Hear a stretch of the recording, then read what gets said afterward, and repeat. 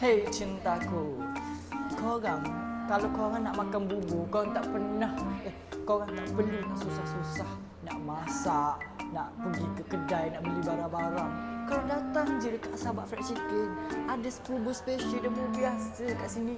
Bubur special ni kita ada telur, kita ada sambal, kita ada ayam, dan bubur biasa kita hanya ada ayam sahaja dan juga barang-barang basah seperti sayur.